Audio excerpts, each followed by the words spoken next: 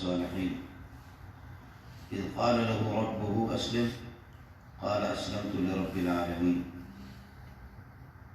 اللهم صل على محمد وعلى آل محمد كما صليت على إبراهيم وعلى آل إبراهيم إنك حميد مجيد اللهم بارك على محمد وعلى آل محمد كما باركت على إبراهيم وعلى آل إبراهيم إنك حميد مجيد. معزز علماء کرام، ابھی راستے میں بھائی مطیع الرحمان کی گاڑی میں ہم لوگ آ رہے تھے، ساتھی ان سے معلوم کر رہے تھے کہ کس جگہ ہمیں آنا ہے، تو وہ فرما رہے تھے کہ شاید اس جگہ کا پتہ بتا کر کے کوئی شادی حال ہے کیا ہے جس کا نام ہے شاید حاضی لیلت. کہاں ہے؟ ایسا ہے پتہ بتا رہے تھے کہ حاضی لیلتی.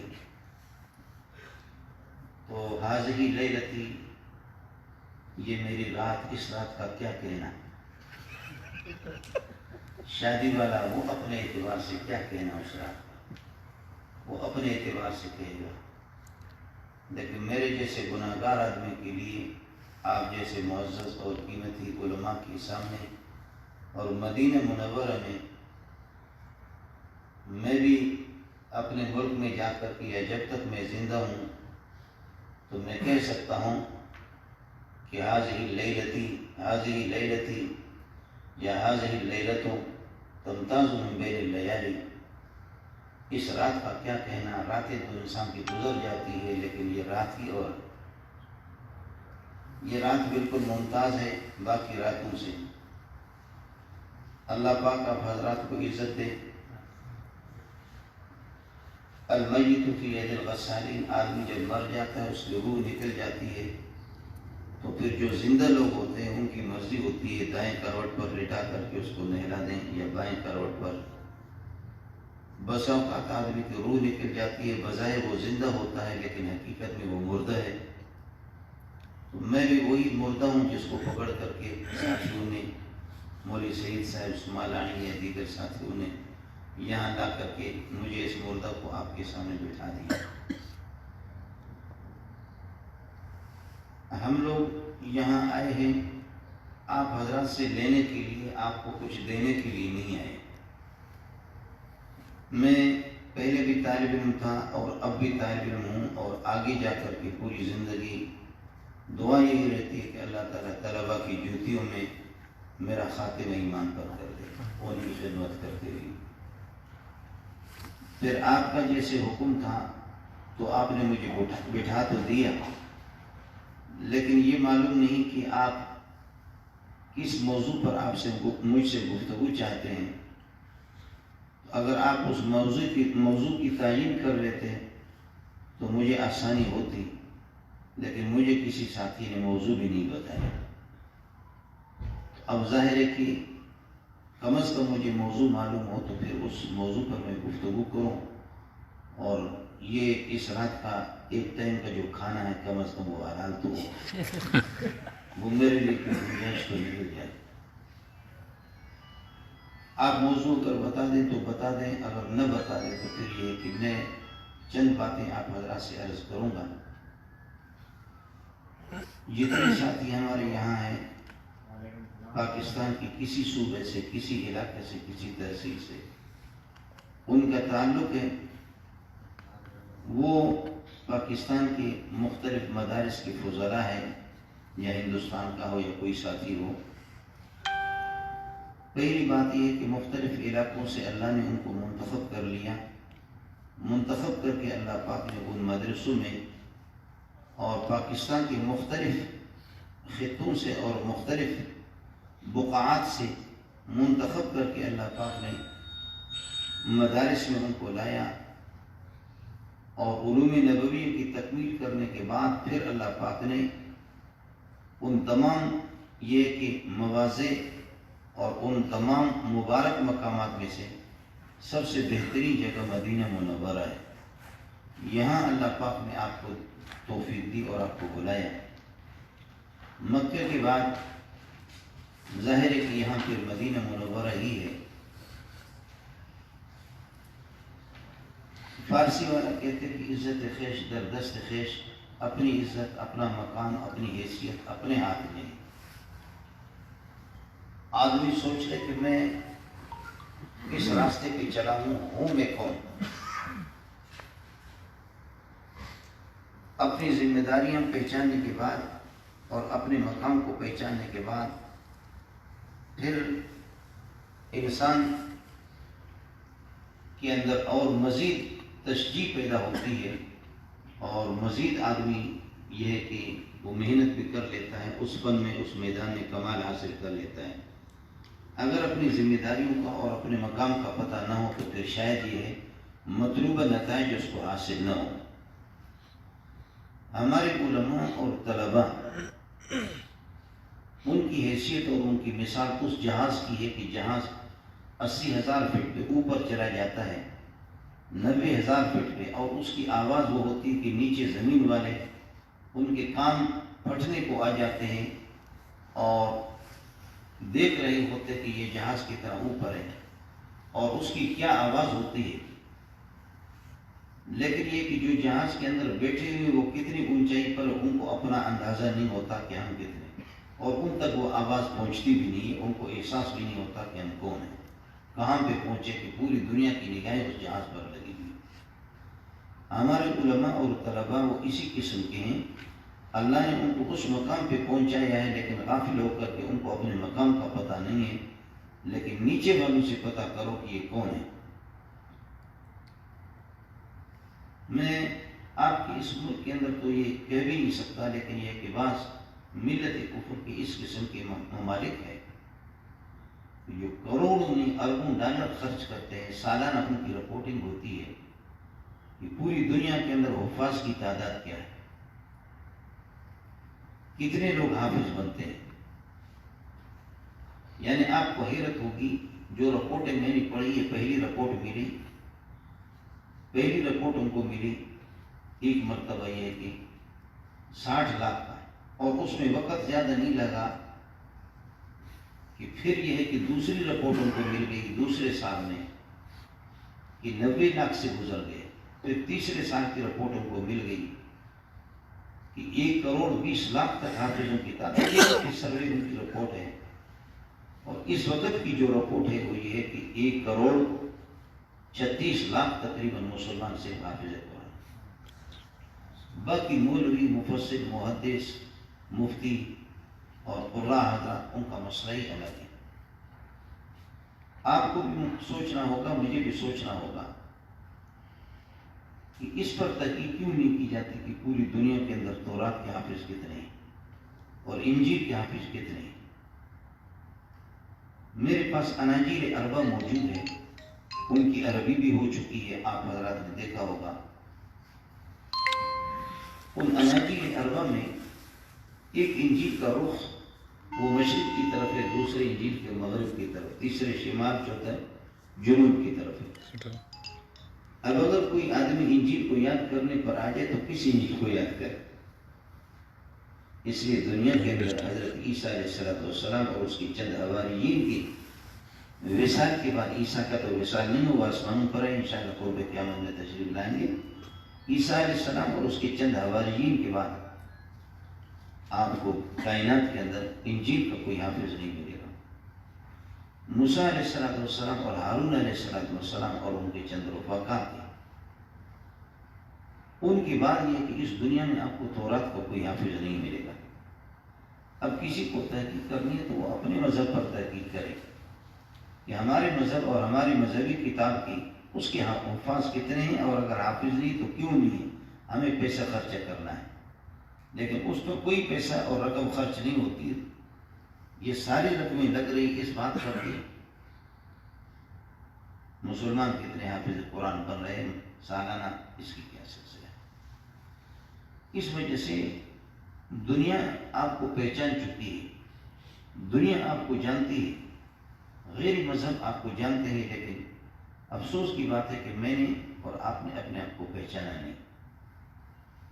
میری آپ سے گزارش ہے کہ آپ جہاں آئے ہیں ایک مبارک جگہ پر، اگر آپ محسوس نہ فرمائیں میری زندگی گزر گئی خلافیات کے اندر،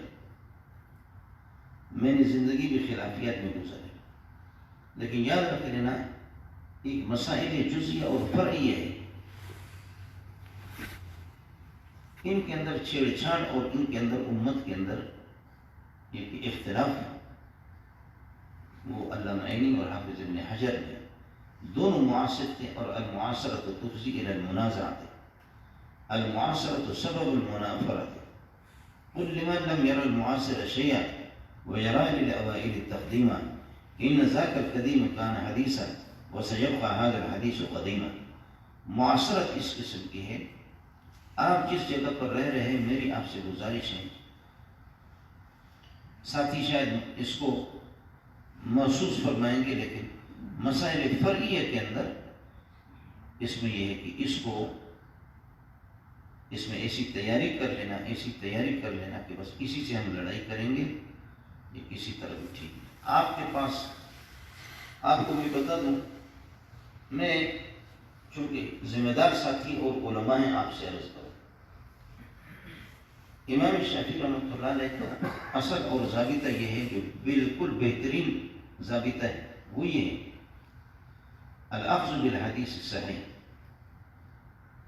سند صحیح سے جو روایت ثابت ہو جائے اس روایت کو لیا جائے گا، اور احادیث مرفوعہ صحیح ہے، مسانید اور مسند کو لیا جائے گا، برخلاف احادیث موقوفہ اور مقطوعہ کے ان کو نہیں لیا جائے گا۔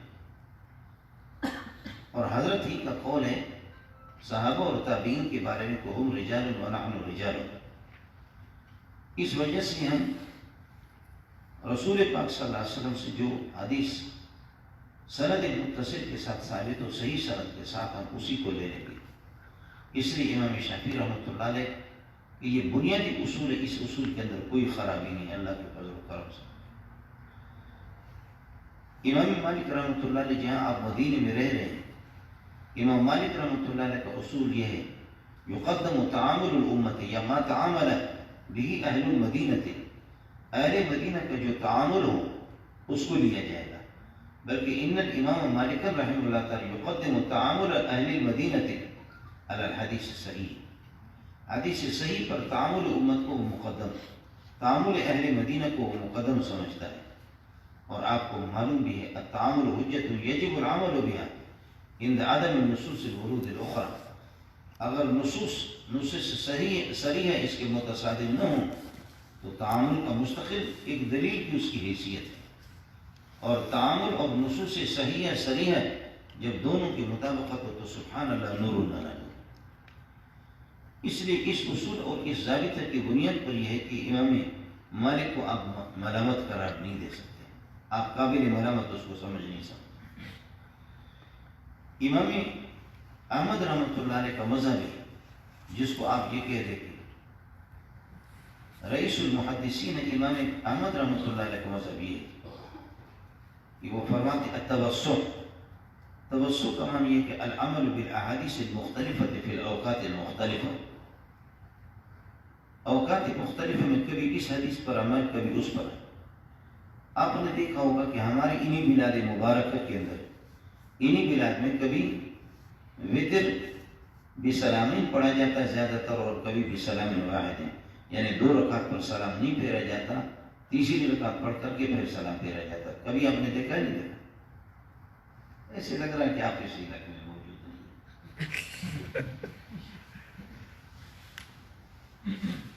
کبھی وتر بسلامی 2 رکعت پر سلام پھیر کر کے پھر تیسری رکعت کے لیے تکبیر تحریمہ کہتا ہے پھرانا، یہ بھی سلامی ہو گیا، 2 رکعت پر سلام پھیر کر کے تیسری رکعت۔ اور کبھی اس طرح بھی ہوتا ہے کہ حرمین میں، اور خاص طور پر حرم مکی کے اندر بسلام واحد میں ہوتا ہے۔ یہ وہی ہے التوسع ہے، امام احمد رحمۃ اللہ علیہ کا مذہب ہے العمل بالاحادیث المختلفۃ فی الاوقات المختلفہ۔ آپ میں سے کسی کو یاد ہے کہ اس طرح بھی ہوتا ہے؟ کم از کم میرے لیے ایک آدمی تو گواہی تو دے دے۔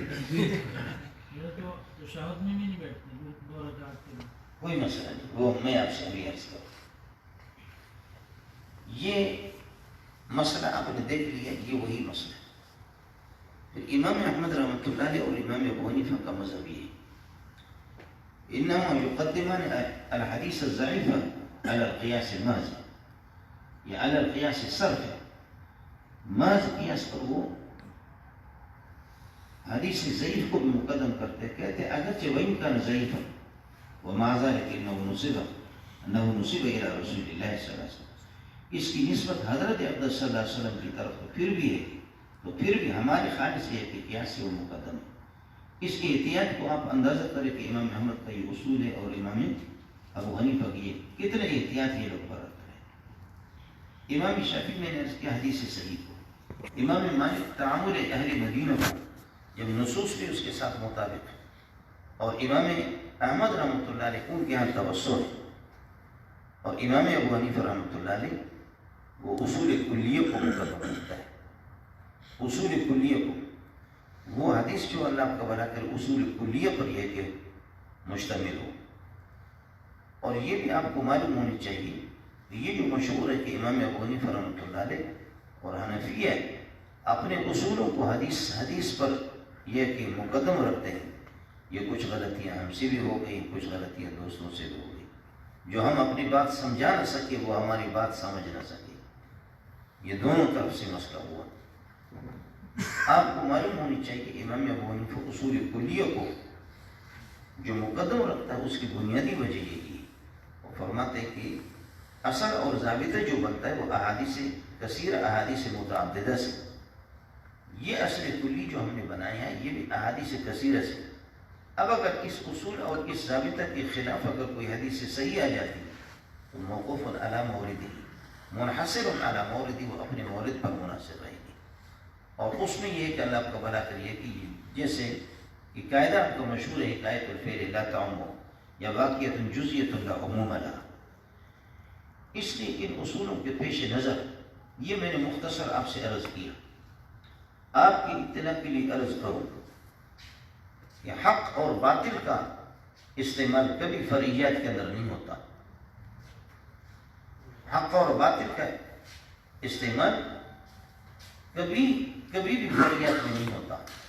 آپ یہ کہیں کہ اس مسئلے کے اندر میرا مذہب حق ہے اور آپ کا مذہب باطل ہے، غلط ہے. کیونکہ علماء آپ بیٹھے اگر آپ توجہ کریں گے تو پھر مسئلہ ایک ہے حق و باطل کا اختلاف، اور ایک ہے اختلاف اللہ کا بارگاہ ثواب اور خطا. سواد کے ساتھ میں کہہ رہا ہوں اصاب یا اخطا. ایک اختلاف ہے ثواب اور خطا کا، اور ایک اختلاف ہے اللہ کا بھلا کرے حق و باطل کا. حق و باطل کا استعمال اعتقادیات میں ہوتا ہے، اور اعتقادیات میں آپ کے سامنے قسم اٹھا کے کہتا ہوں، سمجھے ہمیں یہاں یہ باتیں کرنی نہیں ہے، لیکن اعتقادیت میں اللہ کے فضل و کرم سے ائمہ اربعہ میں کوئی اختلاف نہیں. اگر اختلاف ہے وہ صرف اللہ کا بھلا کرے نزاع لفظی ہے.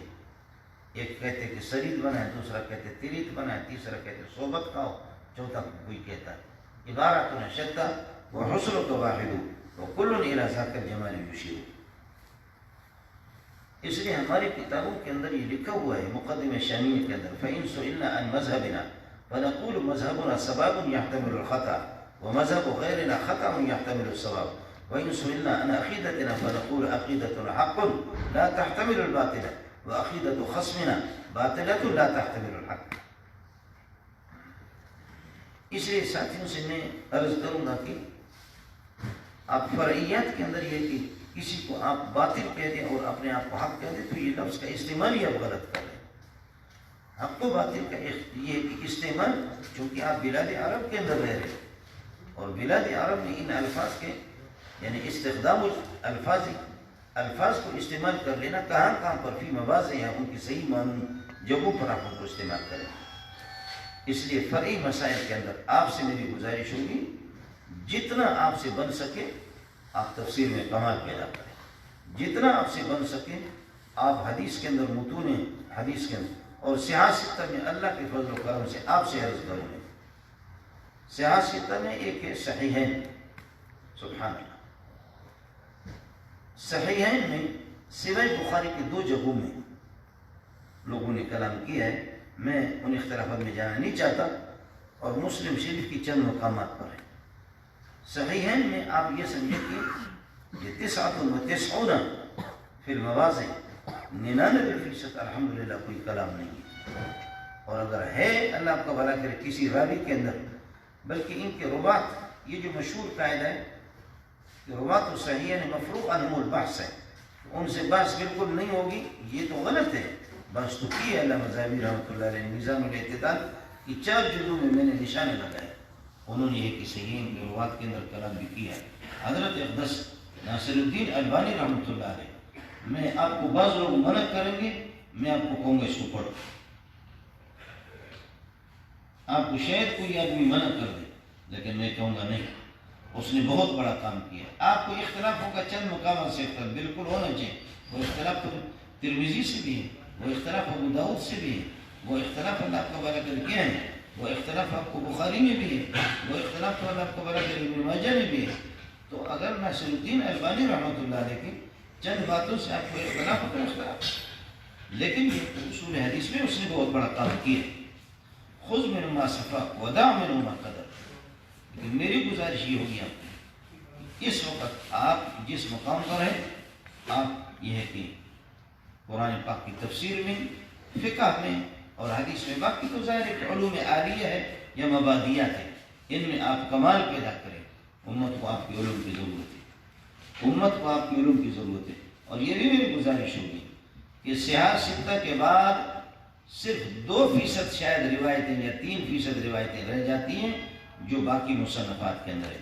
مصنف ابن ابی شیبہ میں ہے، مصنف عبدالرزاق میں ہے، اور مسند ابی یعلا میں ہے، یا یہ کہ صحیح ابن حبان میں ہے، دیگر کتابوں کے اندر ہے۔ وہ بہت کم ہی ہے، اس لیے کہ ان میں جو روایت صحیح ہے وہ سب کے سب صحیح ہے اور صحاح ستہ کے اندر موجود ہے۔ یعنی 90% نہیں، 95% روایتیں آپ کو صحیح اس میں ملیں گی صحاح ستہ کے اندر۔ اس لیے میری گزارش ہوگی، یہاں اساتذہ بھی الحمدللہ آپ کے ماہر ہیں اور قابل ہیں، باقی چند مسائل لے لیا، یہ تو مناظر لوگوں کا کام ہے، جس کو تدریس نہ آ جائے یا جس کا کوئی کام ہی نہ ہو، وہ رٹا لگائے رفع یدین، وہ رٹا لگائے تقلید کو، وہ رٹا لگائے ان چیزوں کو، جا کر کے ہماری زندگیاں اس میں فنا ہوگی۔ آپ کی اطلاع کے لیے میں عرض کروں گا، حضرت اقدس علامہ شاہ کشمیری رحمۃ اللہ علیہ ایک بہت بڑے عالم گزرے ہیں، آپ اپنے اساتذہ سے آپ نے سنا بھی ہوگا کتنے بڑے۔ حضرت اقدس نے آخر میں پشیمانگی کا اظہار کیا، پشیمانگی کا اظہار کیا کہ میں نے اپنی پوری زندگی اپنی ساری صلاحیتیں امام شافعی کی جواب دینے میں صرف کی، اس کے خلاف یہ مجھ سے غلطی ہو گئی، اس لیے میرا جو ٹکر ہے اہل تورات کے ساتھ، ہمارا ٹکر ہے جو انجیل محرف انجیل سے ہوتا، ہمارا ٹکر ہے محرف تورات والوں کو، ہمارا ٹکر ہے قادیانیت کے ساتھ، ہمارا ٹکر ہے دیگروں کے ساتھ، اللہ کا بھلا کرے۔ باقی ظاہر ہے میں نے عرض کی کہ میری زندگی تو اسی میں تو ان چیزوں کا بڑا اسپیشلسٹ گزرا ہوں، زندگی ہی نہیں گزری۔ اگر شہرت کا آپ کو کسی کو شوق ہو تو چند مسائل رٹا لگائیں، وہ تخلید کا رٹا لگائیں، آمین بالجار کا رٹا لگائیں، قرات خلف الامام کا رٹا لگائیں، درس تدریس وہ نہ کرے، خطیب بنے گھومے پھرے، اس کو لوگ قدر کریں گے، ہاتھ چومیں گے، پیشانی بھی اپنی چومیں گے۔ آپ ضرور مسائل میں تحقیق کریں، تحقیق ضرور کریں، لیکن یہ کہ گزارش یہ کہ امت کو ضرورت جس چیز کی ہے وہ حلال و حرام۔ مسئلہ آپ سے پوچھتا کہ جی چوہا کنویں میں گر گیا، اس کو کس طرح پاک کریں، کیا صورت ہے، کتنے ڈول پانی نکالے؟ اب جب کہ مسئلہ مجھے نہیں آتا، میں کہتا ہوں چوہا خود گرایا یا گرایا گیا، خود گرایا یا کسی نے گرایا؟ اگر خود گرایا تو اس کا احکام الگ ہے، گرایا گیا اس کے احکام الگ ہے، سیدھا گرایا اس کا احکام الگ ہے، اور اگر یہ کہ درمیان میں ٹکر لگائے ٹکر کے بعد پھر پانی نہیں گرا اس کے احکام الگ، پھولا پھٹائے اس کے احکام الگ ہوں گے، اور نہیں پھٹا تو اس کے احکام الگ۔ ان میں سے آپ کسی کو متعین کر کے پھر مجھے بتائیں، میں آپ کو حکم بتا دوں گا، پھر میں آپ کو بتا دوں۔ وہ کہتے ہیں مولانا صاحب چوہا تو ایسے ہی اس نے بتایا نہیں کہ میں کون سے طریقے کس طریقے سے میں جا کر، جب مسئلہ کسی کو نہیں آتا تو منطقی انداز میں پھر وہ یہی کہے گا اذا جاء الاحتمال بطل الاستدلال، وہ اس طریقہ پر جا کر کے اپنے مسئلہ۔ آپ کو قرآن پاک کے اندر کمال ہونا چاہیے۔ ویسے میں آپ سے عرض کروں، شاید ہمارے پاکستانی ساتھی یہ ہے، اور میں نے شیخ نصیر ابھی ملا تھا مجھے وہاں، اور شیخ عبداللہ شاید وہ آیا ہو، آپ کے دو استادوں سے 2-3 سال پہلے میں نے ملاقات بھی کی، تو میں نے ان سے عرض بھی کیا تھا کہ آپ کام کر رہے ہیں ایک فرقہ باطلہ کے خلاف، کیا کام کر رہے ہیں؟ اب شاید آپ یہ ہے کہ اس فرقہ کو سمجھ بھی جائے، شین و یا عین و ہا، سمجھ میں نہیں ہے؟ شین و یا عین و ہا، یا را الف اور فا اور غاد اور ہا اور تا ہے حالت وقت میں، اللہ کو بڑا کرے ہاں بن جائے گا. آپ سمجھے نہیں سمجھے؟ تو انہوں نے مجھے جو بتایا کہ ہم کس طرح کرتے، اس طرح یہ کام کا ہمارا منہج ہے، اسلوب ہے. میں نے کہا یہ کسی کام کا بھی نہیں ہے، چونکہ میں نے پڑھا، اپنے اکابرین کو پڑھا اور خوب پڑھا. حضرت اقدس قاسم خیرات محمد قاسم نانوتوی کو، حضرت گنگوئی رحمۃ اللہ علیہ کو پڑھا، امام اہل سنت مولانا عبدالشکور لکھنوی کو پڑھا، ان کی کتابیں میں نے پڑھی. لیکن یہ ہے کہ جب گئے یہ ذخیرہ بالکل بیکار ہے، ہمیں اس وقت کو اس گروپ کے مقابلے میں کسی کام کا بھی نہیں. آپ جس راستے سے تیاری کر رہے وہ اس راستے سے اس وقت آ نہیں رہے، انہوں نے اس راستے کو چھوڑا، وہ ادھر سے آ رہے. اب استخدام اصول حدیث، آپ کی اصول حدیث کو استعمال کرتا ہے. آپ کی رجال کی کتابیں، علامہ مرزی کی تہذیب ہے، اور حافظ علامہ ذہبی رحمۃ اللہ علیہ کی ان کی میزان الاعتدال ہے، دیگر کتابیں ہیں، حافظ صاحب کی کتاب، اس وقت یہ کتابیں ازبر ہیں. آپ ان پر یہ ہے کہ تیاری کریں اور یہ دیکھیں کہ جن کے ساتھ بجائے اس کے کہ امام شافعی مرحوم کے پیچھے پڑ گئے، یا یہ کہ امام مالک رحمۃ اللہ علیہ کے پیچھے، یا امام احمد کے پیچھے پڑ گئے، یا اسی کی یہ ہے کہ یہ کوئی اس قسم کا مسئلہ نہیں ہے. حضرت اقدس مولانا محمد منظور نعمانی رحمۃ، یہ منظور احمد نہیں، محمد منظور الفرقان والے، یہ معرف الحدیث والے ہندوستان والے، یہ محمد منظور نعمانی. حضرت فرماتے ہیں کہ 80 سال کی میری زندگی گزر گئی، اب مجھے پتہ چل گیا کہ فرعی مسائل میں اس طرح اپنی زندگی کو یہ کہ تباہ کر دینا، یہ میں نے غلط کی، یہ میں نے اچھا نہیں کیا. ہاں البتہ مسئلہ ہاں کا ہے، ہاں یہ ہے کہ آپ کی تیاری ہونی چاہیے اس میں، اس کہ کبھی اگر ذہن آ جائے، آپ کے سر پر چڑھ جائے تو دفاعی سلسلے میں آپ کر سکتے. لیکن بنیادی چیز یہ ہے کہ اساتذہ آپ کے ہیں یہاں الحمدللہ. تفسیر میں آپ کو مثال، یہ جو تفسیر المیسر ہے آپ کی چھوٹی سی دیکھا آپ لوگوں نے جو رکھی رہتی ہے، تفسیر المیسر. پاکستان میں اسکولوں کے اندر ترجمہ قرآن لازم قرار دیا گیا، 6ٹھی جماعت سے لے کر 12ویں تک ترجمہ قرآن ہوا، اور 1لی جماعت سے لے کر 6ٹھی جماعت تک نازل قرآن ہوا. اب اسکولوں میں ہمارے وفاق میں 30 لاکھ طلبہ ہے. میں چونکہ وفاق کے 4-5 عہدے ہیں میرے پاس، اس وجہ سے آپ کو بتا 30 لاکھ سے بھی کم ہے. اور وہ جو دیگر حضرات ہیں ہری پگڑی والے، ان کے بھی 10-12 لاکھ طلبہ کی جامعات میں. اور وہ جو دوسرے اللہ آپ کا بھلا کریے کہ جماعت اسلامی والے، ان کو 2-2.5 لاکھ بھی نہیں بنتے. اور شین و یا عین و ہا ان کی 1 لاکھ تک بھی نہیں بنتے طلبہ. اور یہی حال ہے، اللہ آپ کا بھلا کرے. الذین یعملون مثلا یدعون باننا نعمل بالاحادث، الاحادث مظلومة في پاکستان، ان الناس قاطبة قد تركوا العمل بها. قاطبة یعنی وہاں کسی ماں نے کوئی بچہ جنا نہیں ہے کہ جو حدیث پر عمل کرے، حدیث ان کے پاس آ گئی، تو وہ ان کے لاکھ تک بھی نہیں پہنچتے. تو اب جب کہ حکومت نے یہ لازم قرار دیا کہ اسکولوں کے اندر ترجمہ قرآن ہوگا، لیکن یہ ہے کہ 6ٹھی سے 12ویں تک قرآن کا ترجمہ مختصر اور خلاصہ. یہ 6 جماعتوں کے اندر یہ ہے کہ 6ٹھی سے 12ویں تک اس کو نکالیں گے. کم از کم بچے مفسر تو نہیں بنیں گے، اس لیے کہ صرف نحو، منطق، بلاغت، فقہ، اصول فقہ یہ چیزیں انہوں نے نہیں پڑھی، لیکن مفہوم قرآن کم از کم ایک خلاصہ ان کے سامنے آئے گا. ارتداد سے بچیں گے، کفر سے بچیں گے، مرتد ہونے سے بچیں گے. یہ ہم غنیمت، یہ بھی غنیمت ہے. یہ فیصلہ حکومت نے کر لیا. حکومت کے فیصلے کرنے کے بعد اب ہو گیا اختلاف کہ ترجمہ ہو تو کس کا. آسمان سے گرا کھجور میں اٹھا، ترجمہ ہو تو کس کا ہو. وہ شین یا عینوہا کا ہو، یا اللہ کا بڑا کریے کہ بریلوی کا ہو یا دیوبندی کا ہو یا کس کا ترجمہ ہو، یہ سلسلہ چل رہا ہے. یہ چاہے آگے تو پھر یہ آپ کے مسئلے کو خراب کرے. اب یہ جب یہ سلسلہ آ گیا، اب ہر پارٹی والے حکومت میں پہنچے، انہوں نے کہا کہ ہمارا ترجمہ. تو حکومت کے لیے جو وزیر تعلیم تھے وفاقی، وہ دیندار انسان تھے. اس نے کہا میری کتنی کوششوں کے باوجود، اچھا اسکولوں میں 2.5 کروڑ سے زائد بچے، کتنی بڑی تعداد، 2.5 کروڑ سے زائد بچے. اب ہمارے مدارس ملا کر کے وہ 50 لاکھ تک بھی نہیں بنتے. یعنی بریلوی، جماعت اسلامی، اہل حدیث، دیوبندی، یہ سب ملا کر کے 50 لاکھ تک بھی نہیں بنتے. کہاں 2.5 کروڑ. اب مسئلہ ہو گیا کہ ہر مکتب فکر کہتا ہے ہمارا ترجمہ ہو. تو حکومت نے کہا کہ ہر مکتب والا، ہر مکتب فکر کے وہ اپنے کسی مولوی کو بھیج دے. ایک مولوی، 5 مکاتب رہ رہے تو 5 مولوی بھیج دے، اور یہ مولوی آپس میں لڑے، دیکھیں کہ کس کا پلہ ہے.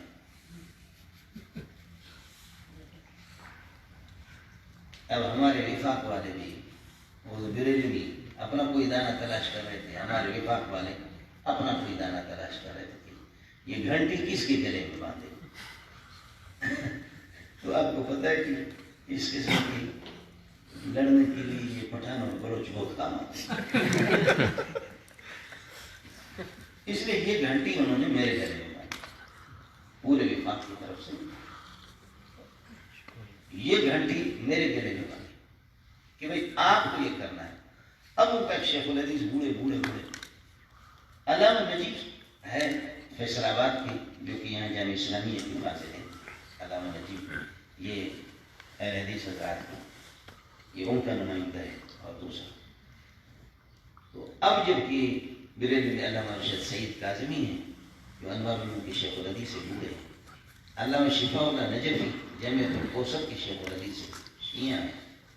اور ڈاکٹر عطاء الرحمن دکتور، وہ مردان کی، وہ جماعت اسلامی کی طرف سے، اور ادھر سے اہل سنت والجماعت التي تسمى بالدیوبندیہ، ان کی طرف سے مجھے بھیجا گیا.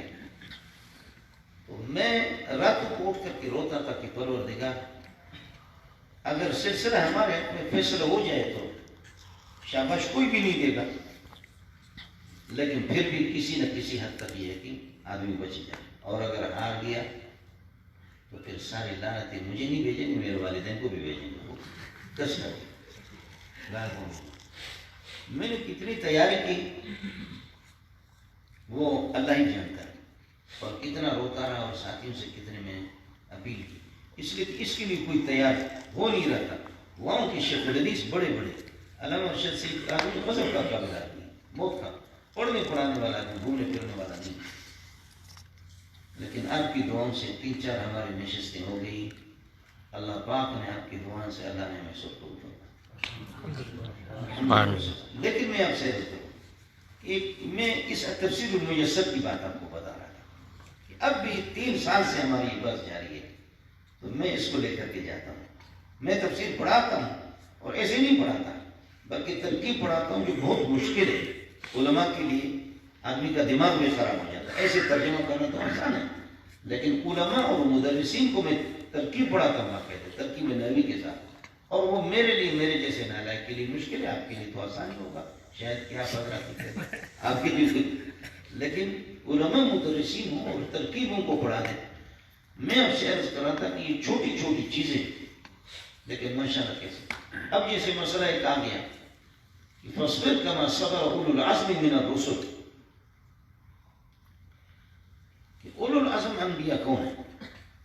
اب لغوی اعتبار سے اولو العزم 7 لاکھ انبیاء سارے اولو العزم، لیکن اختصاص صفت، اختصاص هذه صفت بالموصوفین، خصوصیت کے ساتھ یہ کس کی؟ جیسے کہ رحماء بین صحابہ سب رحماء ہیں، اشداء علی الکفار سب اشداء علی الکفار ہیں، لیکن پھر بھی ارحم امتی بامتی ابو بکر واشدهم فی امر اللہ عمر وأصدقهم حياء عثمان وأقضاهم عليه. خصوصیت کے ساتھ وہ ارحم امتی امتی ابو بکر کو لقب کیا واشدهم في امر الله عمر یوما. تو اس اعتبار سے فاصبر كما صبر اولو العزم. اولو العزم کا مصداق کون ہے؟ کہ جو حضرت اقدس صلی اللہ علیہ وسلم کو کہا جا رہا ہے کہ آپ اپنے مقتدا سے. تو اب اس میں یہ حضرات کہہ رہے کہ جی نہیں، سارے انبیاء کے بارے میں میں نے کہا کہ نہیں، یہ صرف وہ 10-12 انبیاء ہیں جو انا اوحینا الیک کما اوحینا الی نوح والنبیین من بعد واوحینا الی ابراہیم واسماعیل واسحاق ویعقوب والاسباط وعیسیٰ وایوب ویونس وہارون وسلیمان وآتینا داود زبورا ورسولا قد قصصنا عليك من قبل ورسولا لم نقصصنا عليك وكلم الله موسى تكليما. یہ ہے جو ان آیات کا. اب انہوں نے کہا کہ اس کی آپ دلیل دیں گے، ہم نہیں مانتے اس کو. اب اس کے لیے یہی آپ کے یہ چھوٹا سا ترجمہ اس میں لکھا، اسی میں لکھا ہوا. آدمی کو جب بات آتی نہیں نا، پکی ٹھکی جو بات ہوتی ہے تو ٹھیک ہے، بات نہ آ جائے تو پھر آدمی منہ پھر جائے، پھر وہ بات چباتا ہے. لیکن ایک بات ہو قطعی. اب اس نے لکھ دیا تو میں نے کہا یہ دیکھو یہ صرف یہ ایک آدمی کا لکھا ہوا نہیں ہے، بلکہ لجنۃ من العلماء، علماء کی ایک جماعت ہے، انجمن ہے، انہوں نے اس کو مرتب کیا ہے. اس کے بعد اور صاحب البیت ادری بما فیہ، گھر والا جانتا ہے کہ میرے گھر میں کیا ہے، ان کی زبان ہے، جتنا یہ جانتے ہیں. اور ظاہر ہے کہ محمد رسول اللہ صلی اللہ علیہ وسلم کو انہوں نے دیکھا اور جو علماء ہیں، آپ اس کو کیسے مسترد کریں گے؟ بات ختم. اب ایک بات آگئی وَعَصَيْتُم مِّن بَعْدِ مَا أَرَاكُم مَّا تُحِبُّونَ، جبکہ اس عہد میں حضرت اقدس صلی اللہ علیہ وسلم نے فرمایا کہ لا تبرعوا من مکانکم ھذا، یہاں سے ہٹنا نہیں آپ کو. پھر بھی ہٹ گئے. جب ہٹ گئے تو وَعَصَيْتُم مِّن بَعْدِ مَا أَرَاكُم مَّا تُحِبُّونَ، جب اللہ نے تمہارے محبوب چیز تمہیں دکھائی مال، تو عصیتم، تم لوگوں نے نافرمانی کی. وہ کہتے کیسے آپ کہتے کہ صحابہ ٹھیک ہے، یہ پرلے درجے کے نافرمانی. دوسرے گروپ آپ سمجھ گئے نا، شین و یا عین و شین و یا عین و. آپ کو سمجھ میں؟ شین سے شیطان، یا سے یہودی، عین سے عیسائی اور ہا سے ہندو، چاروں کا مجموعہ. آپ کو سمجھ میں نہیں ہے؟ چاروں کو خصوصیات ہوتی ہیں. آیا؟ اب انہوں نے کہا کہ جب حضرت ان کو بتا رہے ہیں کہ لا تبرحوا من مکانکم ھذا، تو پھر کیوں یہ ہٹے یہاں سے؟ آیا سر؟ اب کیسے آپ یہ کہہ رہے کہ جی ابو بکر یہ کہ ایسے ہیں، عمر ایسے ہے، فلانا. یہ تو وہ لوگ تھے جو اس کو دیکھ کر کے پھر کہنے لگے کہ اسرعوا اسرعوا یا احضروا الغنیمت الغنیمت الغنیمت، یعنی احضروا الغنیمت، چلو غنیمت لے. یہ حال ہے کہ انہوں نے نبی کو والرسول یدعوکم فی اخراکم فاصابکم غم بغم لکی لا تحزنوا على ما فاتکم ولا ما اصابکم. رسول کو انہوں نے چھوڑا. رسول صلی اللہ علیہ وسلم صدائیں لگا رہا ہے والرسول یدعوکم فی اخراکم. اب دیکھیں کہ کتنے یہ لوگ مضبوط ہیں. میری گزارش یہ ہے کہ آپ جتنے بھی آپ محنت کر سکیں قرآن میں محنت کریں، حدیث میں محنت کریں. آپ اللہ آپ کو بھلا کریے کہ فقہ میں مسائل شرعی میں ان میں یہ کہ، اور ایک بات آپ سے عرض کروں، فقہ حنفی یا فقہ شافعی یا فقہ مالکی یا فقہ حنبلی، ہر رتب ہو یا بھی اس کا نام نہیں ہے، جس نے بھی لکھ دیا بس اس کا میں جواب دے دوں. جس بھی قول کو کسی حنبلی نے لکھا اور حنابلہ اس کے جواب نہیں کریں، ایسا نہیں ہے. لوگوں نے بہت فقہ حنبلی میں بھی ڈال دیا، مالکی کو، امام مالک کو بھی بدنام کر دیا. متاخرین کی اپنی تفریحات ہیں.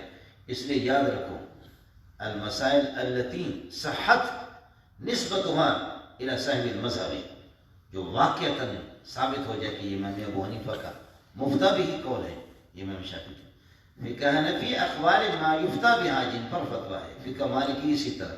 اور جب آپ صحیح صاحب مذہب سے کسی مسئلے کی نسبت ثابت کریں گے اور اس کی تحقیق سند ثابت ہو، انشاءاللہ پھر کسی امام پر آپ کو اعتراض نہیں. باقی کسی نے لکھ دیا سب کا میں جواب دے دوں، وہ تو رتب و یابس، وہ تو لوگوں نے جمع کر دیا اس طریقے پر. یہ تو ہوتا رہتا ہے.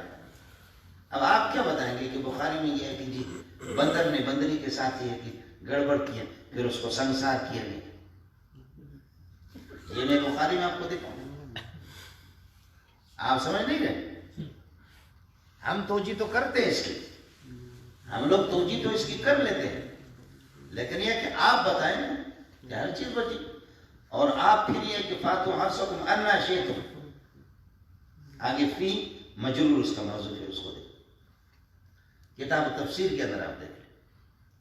اس لیے میں عرض کر رہا ہوں کہ رہتا کوئی اب اس کو آ گیا ہے، لیکن یہ کہ ما یفتہ بھی کہ جن اخبار پر فتویٰ ہے اور صاحب مذہب کے اصولوں کے مطابق اس بات کو اگر آپ دیکھیں گے تو انشاءاللہ آپ کو فقہ مالکی پر بھی اعتراض بھی نہیں رہے گا، حنبلی پر امام احمد بن حنبلی بڑے لوگ، نہ امام ابو حنیفہ پر کسی پر اعتراض نہیں ہوگا۔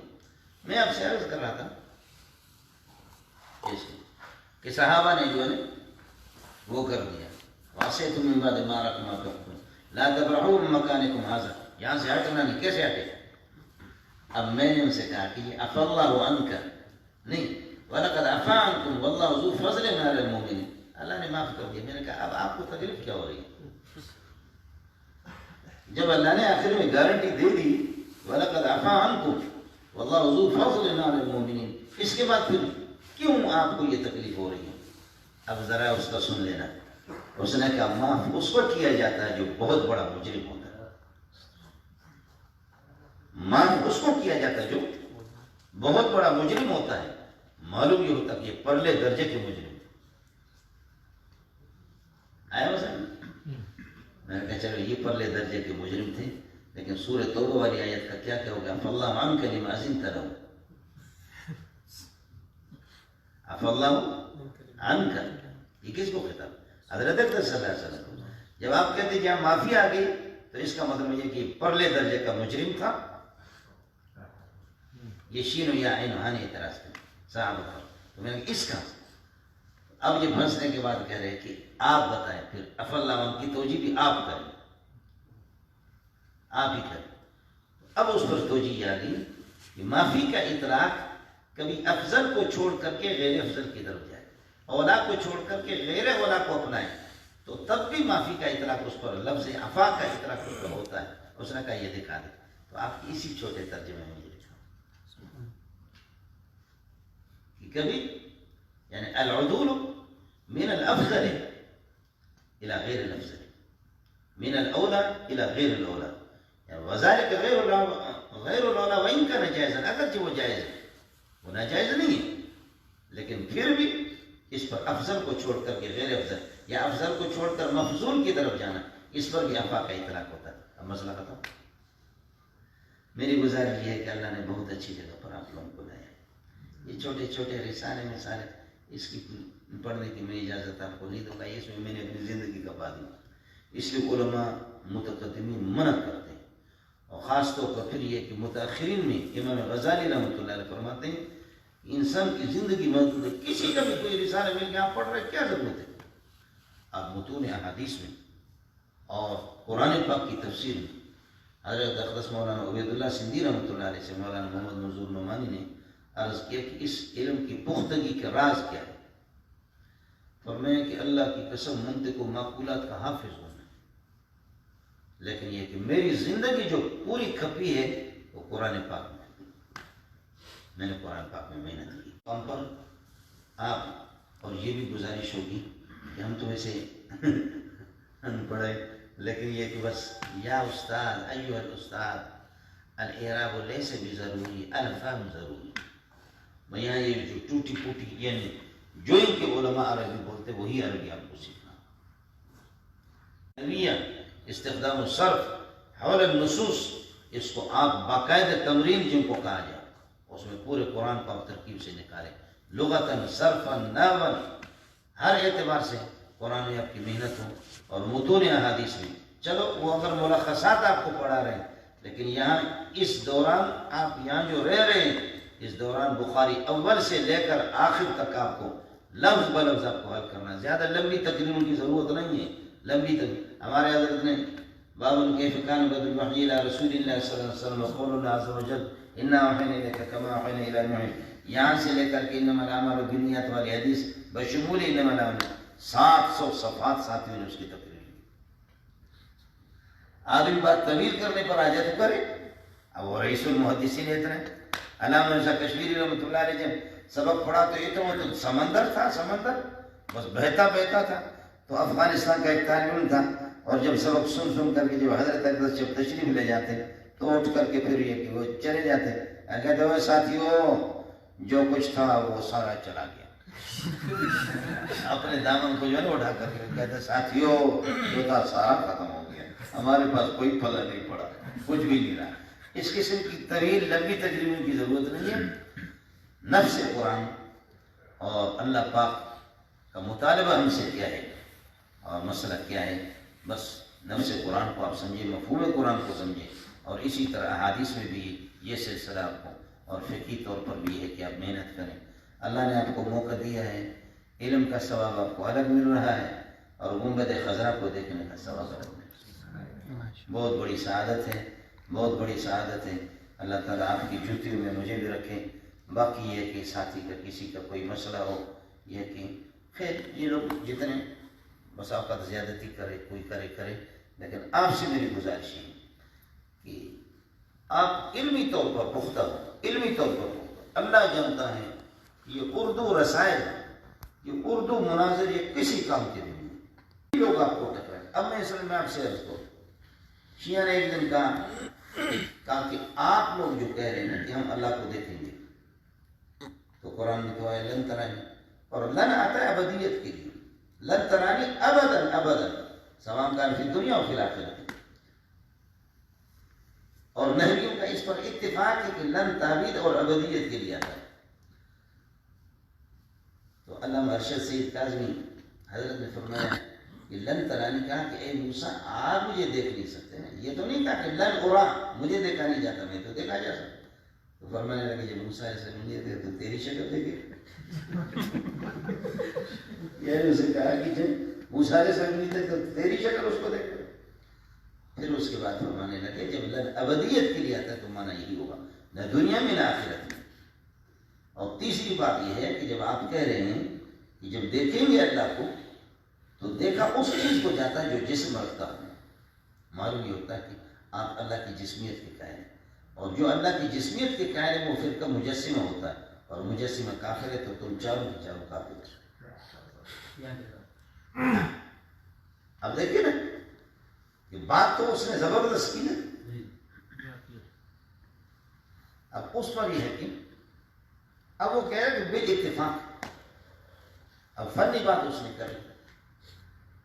اس پر میں نے ان سے عرض کیا کہ آپ کیسے اللہ کے بندے جھوٹ بول رہے. آپ کے استاد محمد علی افغانی المدرس الافضل 7-8 جلدوں میں مطور کی شرح اس کے المقررات، یہ نحو میں ان کی ہے، صرف نحو میں اس نے لکھا ہے کہ جمہور کا مذہب ہے لن تاکید کے لیے.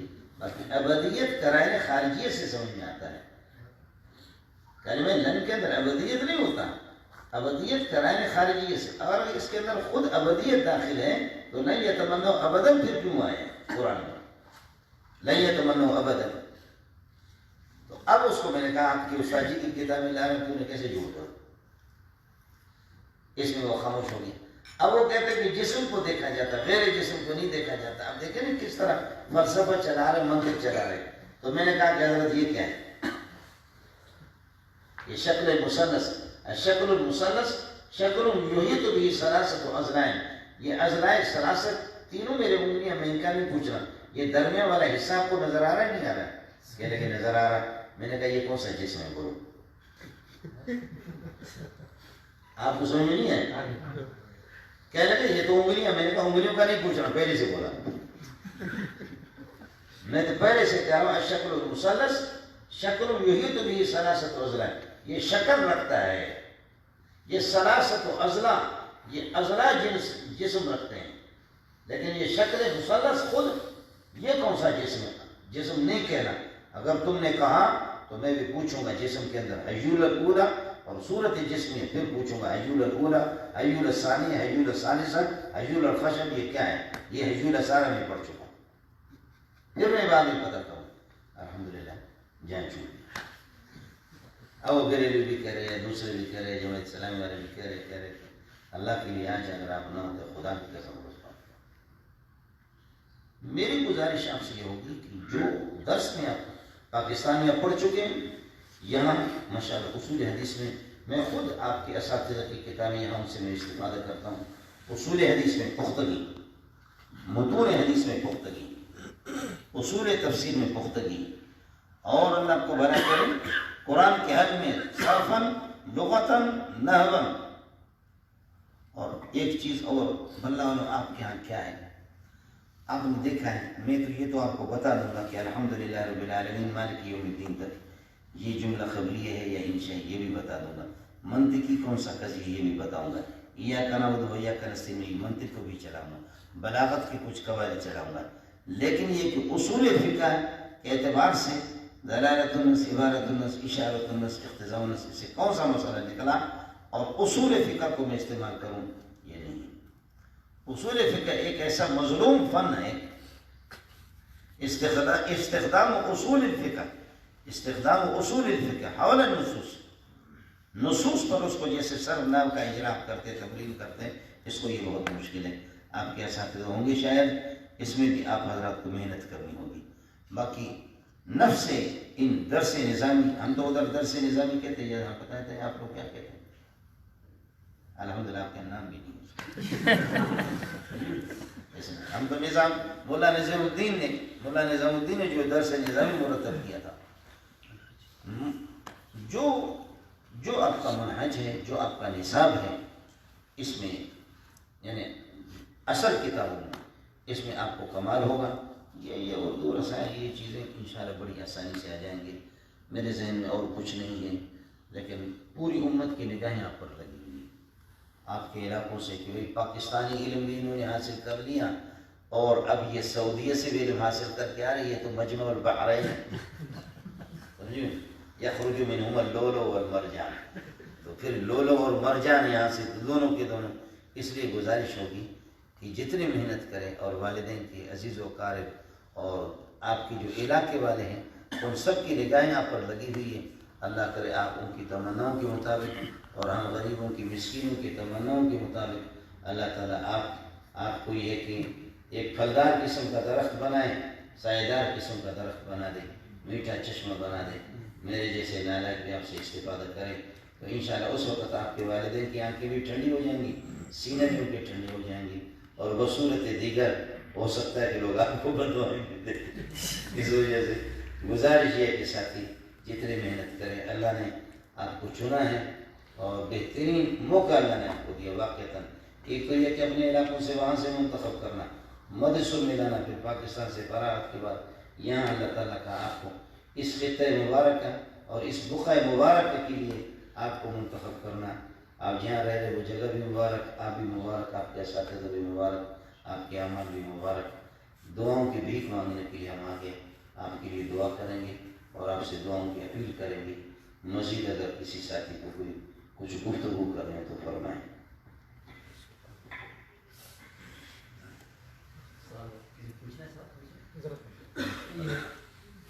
زمخشری و بعض جو تفاسیر ہیں ان کے متعلق کیا یہ کہا جا سکتا ہے کہ اس میں باطل ہیں اس میں؟ ہاں، اس کی وجہ یہ ہے کہ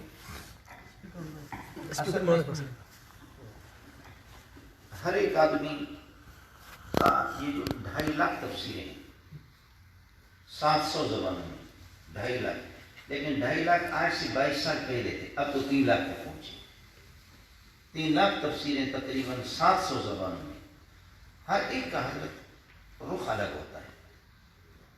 ایک آدمی جیسے ابو حیان ہے، ان کے البحر المحیط ہے، لیکن خیال کر لینا ایک البحر المحیط زرکشی کی اصول فقہ میں، اور البحر المحیط حضرت کی میں بات کر رہا ہوں ابو حیان کی. اس کا نام ہی مفسر ہے لیکن وہ نحو کا گن گاتا ہے. ہاں، اور اس کی پھر تلخیص کی ہے نحو کی یہاں کی کسی استاد نے سعودی کے الاعراب المحیط کے نام سے 4 جلدوں میں. تو اب وہ نحو ہے. اور حضرت امام رازی رحمۃ اللہ علیہ الافادات والانشادات میں علامہ شاطبی رحمۃ اللہ علیہ کہا کہ تفسیر مسروق من الاعتزالات الثلاثہ. عبد الجبار معتزلی اور نظام معتزلی، نظام اس کو پڑھتے لوگ، نظام نہیں نظام معتزلی اور زمخشری اور عبد القاہر، ان کو آپ خوب پڑھیں. عبد القاہر کے اللہ کا برکت وہ اسرار وغیرہ کے نام سے جو اسرار البلاغہ ہے وہ اس کو بھی آپ پڑھیں، اور حضرت کی کتاب آپ ضرور پڑھیں، لیکن خود میں ما صفا ودا باقی بالکل اس میں اعتزال ہے. البتہ حل بقیہ علی اعتزالہ ام تاب، تو بعض حضرات نقل کرتے ہیں کہ آخری دنوں میں حضرت نے توبہ کیا تھا، لیکن اس توبہ کی تصریح نہیں ہے، تفسیر کے اندر کوئی توبہ اس کی نہیں ہے. تفسیر کو پڑھیں تو احتیاط کے ساتھ پڑھیں. بلاغت اس میں ہے لم یفهم القرآن الا الاعرجان لولا الاعرجان لما فهم القرآن احدهما من زمخشر والآخر من جرجان وثالثهما من ہندوستان وقال انا نشأت الى الكشمير وانا ثالثهم. لم يفهم القرآن الا الاعرجان، دو لنگڑوں نے قرآن کو سمجھا. عبد القاہر جرجانی بھی لنگڑا تھا اور حضرت زمخشری یہ بھی لنگڑا تھا. لولا الاعرجان لما فهم القرآن، اگر یہ دو لنگڑے نہ ہوتے قرآن سمجھ میں آتا. احدهما من زمخشری والآخر من جرجان. شیخ عبد القاہر جرجانی پیر ہدا وہ جرجان کے ہیں، اور حضرت فرماتے تھے کہ نہیں وہ سارے سوما من ہندوستان، چونکہ کشمیر کے تھے لیکن آخر میں ابھی ہندوستان میں گئے تو فرمایا کہ وہ سارے سوما ہندوستان. اس لیے اس پر لوگ یہی حال ہے، آپ نے چونکہ یہ بات کی یہی حال ہے تفسیر کا بھی. علامہ مرزا کشمیری نے تو جملہ لکھا بڑا پیارا، یورد الاعتراض نقدا ویترک الجواب نصیحتا. اس وجہ اور علامہ ذہبی کو آپ دیکھیں وہ فرماتے ہیں کہ یمیل الی الاعتزال و الی الجبریت، یہ جبریت کی طرف آئے گا. اب اس پر جو ابن عادل حنبلی کی جو اللباب فی علوم الکتاب 20 جلدوں میں آ گئی، آپ کی کتب خانوں میں ہوگی، یہ پہلی مرتبہ یہ تفسیر چھپی ہے، بہت پیاری چیز ہے. اس میں نحو بھی ہے، اس کا جو حاشیہ عبد الموجود وغیرہ ان حضرات کا ہے، اور خود ابن عادل نے اس کا امام رازی کا تعاقب کیا ہے، بہت اچھی چیز ہے. اور اس کے علاوہ عبد الکریم الطوفی جن کی الاشارات الالہیہ ہے 3 جلدوں میں، انہوں نے بھی رازی کا تعاقب کیا ہے. اس وجہ سے گزارش یہ ہے کہ اصل کوئی انڈا چور کوئی مرغا چور اس دنیا میں سب چوری چور ہے، کچھ نہ کچھ ہوتا ہے. اپنے اساتذہ سے آپ مشورہ کریں گے، وہ آپ کو اگر آپ کا ذوق منطقی ہے تفسیر آپ کو الگ اختیار کریں، آپ کا ذوق اگر بلاغت کا ہے تو پھر الگ، آپ کا ذوق نحوی ہے تو پھر تفسیری الگ، ہر ایک کا ذوق الگ ہے. اور عقیدہ اور اصول کے اعتبار سے تو پھر وہ چیز ہی الگ ہوگی. ویسے سب سے بہترین تفسیر اگر ساتھیوں کو تکلیف نہ ہو، سب سے بہترین تفسیر وہ تفسیر ابن کثیر سابقہ تفسیروں میں، سوائے چند مقامات کی وہ کچھ بھی نہیں، وہ کوئی معمولی. حضرت اکرم صلی اللہ علیہ وسلم کشمیری نے فرمایا کہ اس میں تھوڑا سا میرا کلام ہے، لیکن یہ آدمی تفسیر اور حدیث دونوں سے واقف، بہت زبردست چیز. اور فرمائیں یہ تعویل، تثبیت اور تفویض جو صفات کے 3 مذاہب جو ہیں، اس کو بھی حق و باطل میں سے شمار کیا جائے گا یا خطا و صواب؟ نہیں، یہ تو اصل میں آپ سے عرض کروں کہ متاخرین نے جو تعویل کی نا، اب مثلا ید سے انہوں نے قدرت مرادی بطور مجاز کی، یہ غلطی ہوگی کہ اس کو ہماری کتابوں نے لکھا مجاز ہے، مجاز نہیں، یہ کنایہ کے طور پر ہے. یہ ہماری تمام بزرگوں کی کتابوں میں غلطی ہے، یہ اس کی اصلاح کر لینا. اس لیے کنایہ کے اندر یہ ہوتا ہے کہ معنی حقیقی کی نفی نہیں ہوتی، اور ایک معنی لازمی خارجی مراد لیا جاتا ہے، معنی حقیقی کی نفی نہیں ہوتی، برخلاف مجاز کے کہ حقیقت کہتے ہیں استعمال لفظ فیما وضع له، لفظ اپنے موضوع له استعمال، اور مجاز استعمال لفظ فی غیر ما وضع له، اس لیے اجازت یجوز ہو سکے حقیقت کو چھوڑ کر کے دوسری جگہ چلا ہے.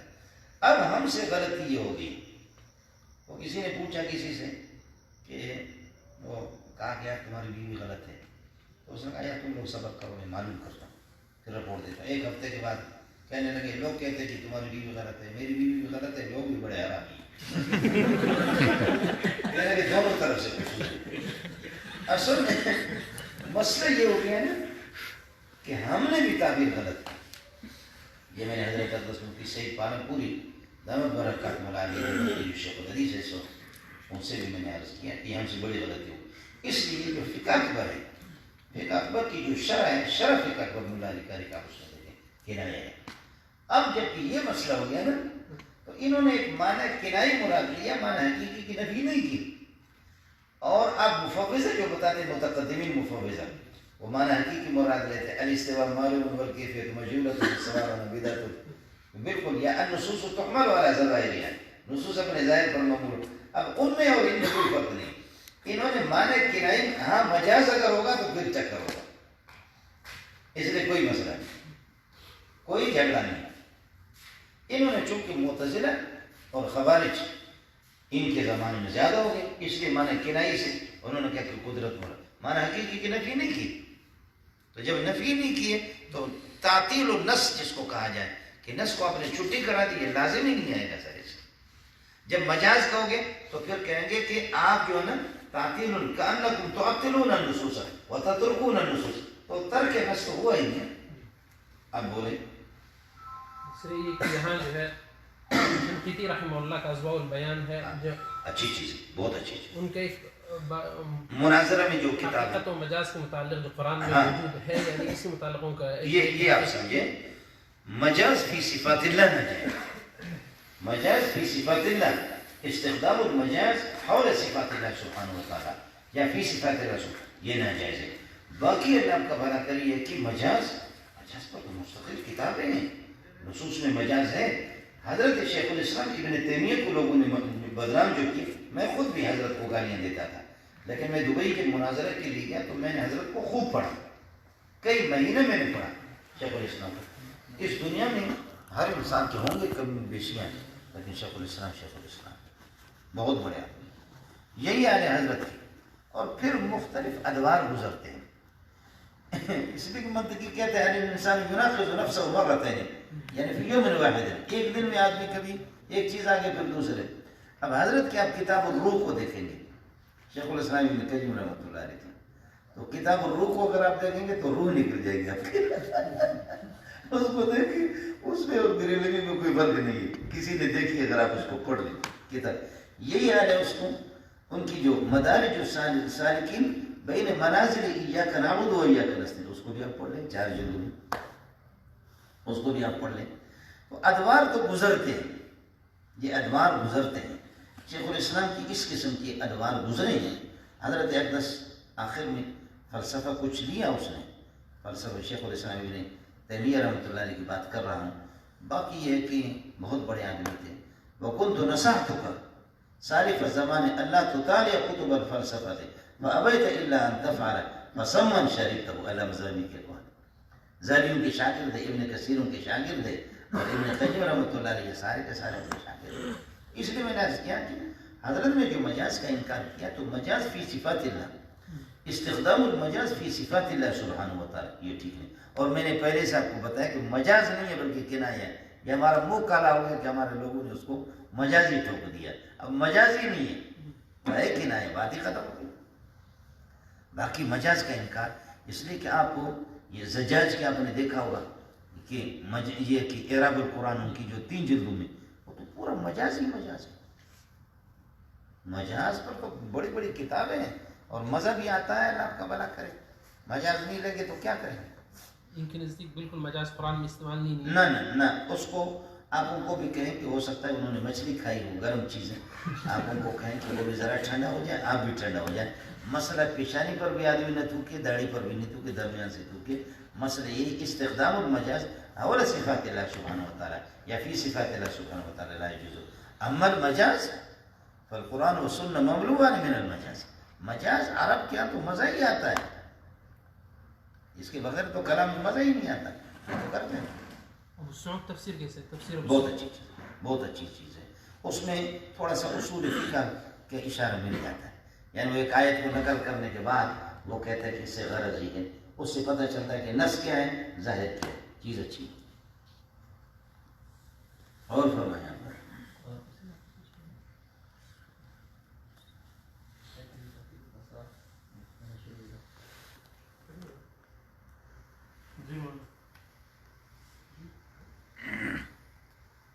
حضرت اپنے ایران کے جو مناظرہ ہوا تھا اس کے متعلق کچھ. ان کو چھوڑے بھی روٹی لگائیں.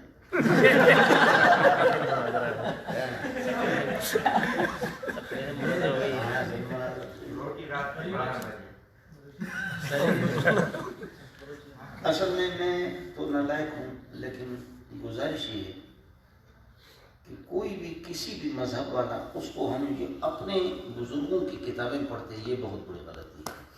اس پر اعتماد کرنا کہ ہمارے بزرگ نے میدان فتح کیا، یہ بہت بڑی غلطی ہے. اس کا ارتکاب نہیں ہے.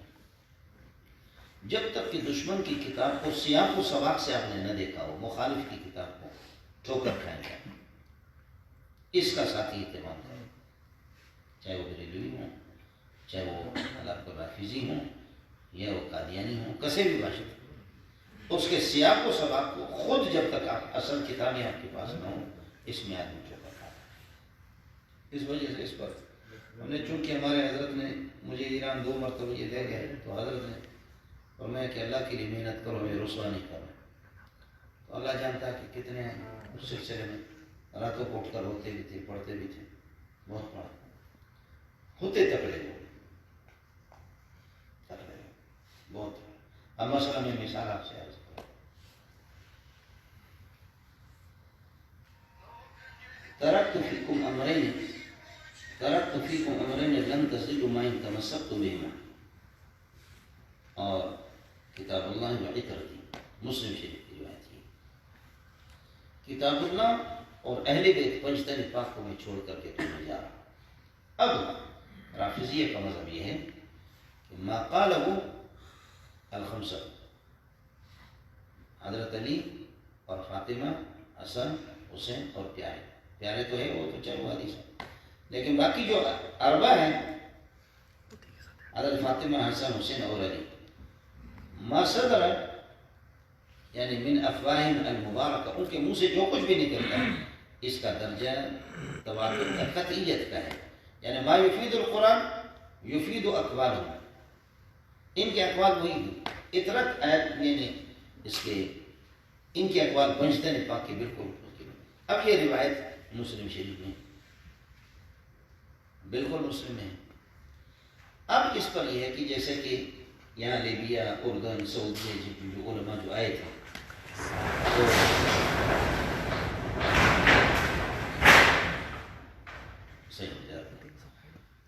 تو اب اس پر یہ کہ بات ہوگی کہ جی